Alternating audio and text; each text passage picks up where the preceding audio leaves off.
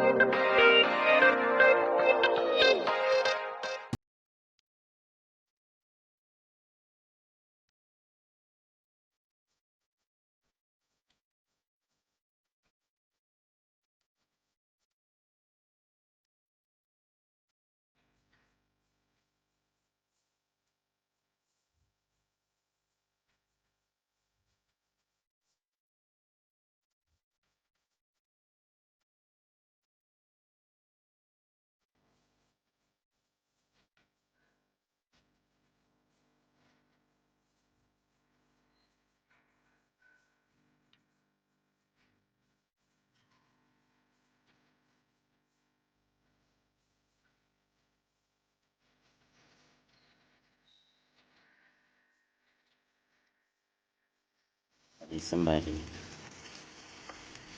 จะไปใส่เด้อข้าวปลาหมูสัญญาฝนตกน้อง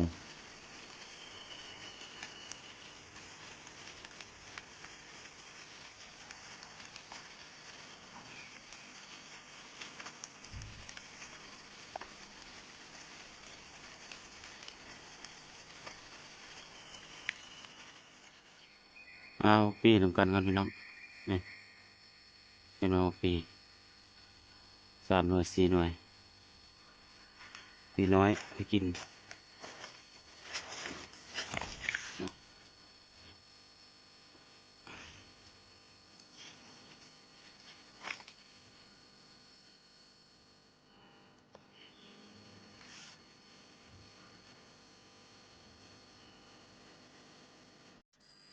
โอ้พี่น้องเบิ่งปีนี่นะสีแดงบัวสีบัวงามแดงงามเลยเนาะนี่ปีสีฟ้าต้นมันเนาะมะกล้วยนี่เครือมันลงมาเนาะเลยมานำมาคดสีฟ้าขึ้นแปลกบ่พี่น้องหรือว่าปกติมันจะเอาหัวลงเนาะหัวปีเนาะเอาหัวปีสีลงเนาะแล้วเอาหัวปีสีขึ้นไปเนาะสิบ่ไหวโอ้สิบ่ได้ขอเลขซะบ่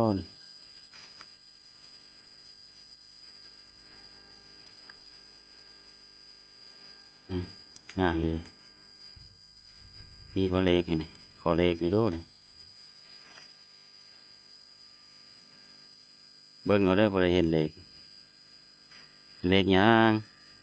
หวย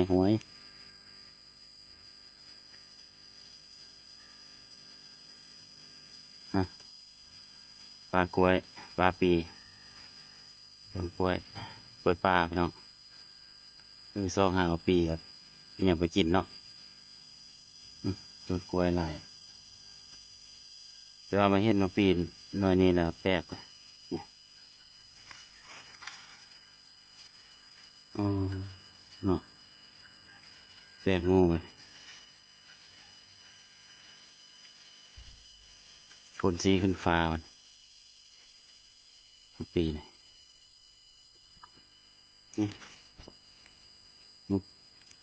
กีบกาปีตัวลงไปตกอยู่นี่สิบ่คือกันเนาะคันเป็นอันนี้ไปปลูกโซ่หลายอยู่เนาะคันมันเป็นอันนี้เนาะแล้วมันแตก